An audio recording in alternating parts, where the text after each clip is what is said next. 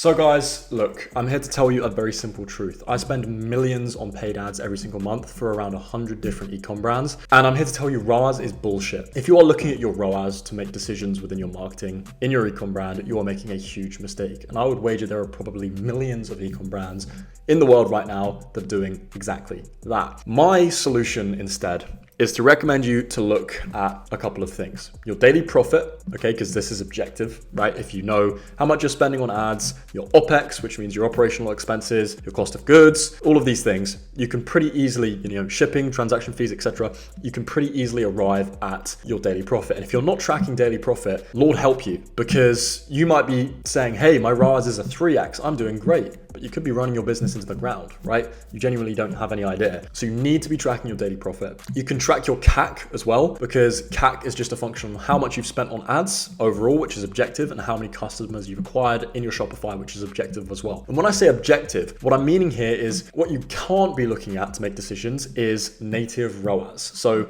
what Facebook ads tells you you've made in terms of your revenue and your ROAS, what Google ads tells you you've made in terms of your revenue and your ROAS. Very simple reason that they over attribute, right? These ad platforms are businesses themselves. Google ads, Facebook ads, TikTok ads, they all want to make more money. And how are they going to do that? Well, they're going to incentivize the advertiser to spend more with them. And so they're going to, if you look at a typical customer journey, right? You've probably bought something online before. You're scrolling on Facebook, you see an ad that makes you think to go to Google, then you go to TikTok, then you go back to Google, you opt into their email list, then you get sent an email, and then you buy. Well, what was responsible? The sale wouldn't maybe have happened if any of these channels weren't involved, but all of these channels are going to say, hey, I caused the sale. It was me. And so what happens is if you add, at least at a large enough scale, 100K a month, 50K a month at least in your brand, if you add up all of the channels, and what they say they've made you in revenue, you're probably going to get a number that far exceeds what your Shopify revenue actually is. And so the problem is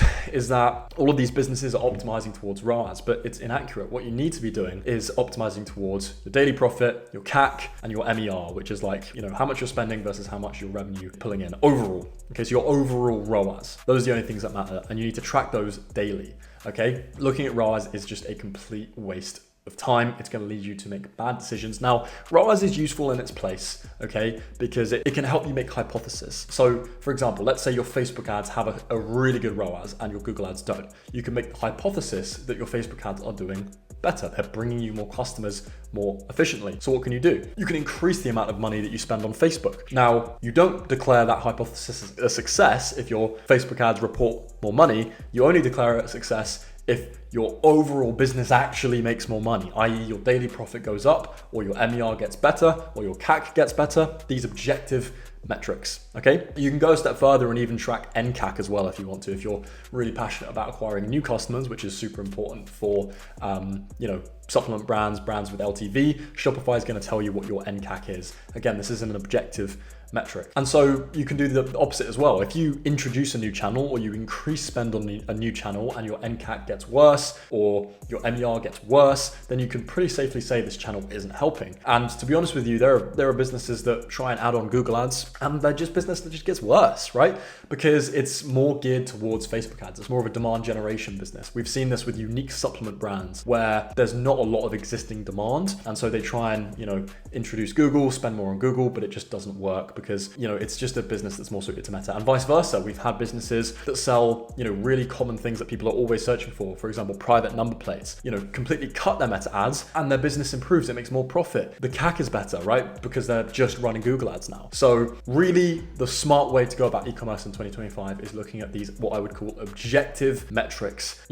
Furthermore, if you're cutting branded spend on Google, I bet you your profit will improve, okay? Certain things like that. Anyway, without getting too off the point there, that's just what I wanted to cover in this quick video. Look at your objective metrics in 2025. It's gonna make you so much more money. Ditch ROAS, just use it for building hypotheses, run simple account structures in your platforms, and just try and test scaling spend and test new creatives, and that's kind of what you've got to do, okay? I know it was a little bit of a high level overview. It's not as easy as that, but if I can at least help a couple of people stop trying to go all in in on ROAS and actually look at their daily profit and the effects that their advertising has on that, then I've done a good job today. Now, if you are interested in getting a bit of help figuring all of this marketing stuff out, then you can click the link below, book a call with my team, and we can help you on your Google ads, your Facebook ads, understanding the unit economics, the profit of your ecom brand in relation to your marketing, and basically helping you solve this puzzle. However, if you're just here to get value, then like and subscribe, because we're going to be posting a ton more ecom content and paid ads content into the future. Thanks for watching. See you in the next one.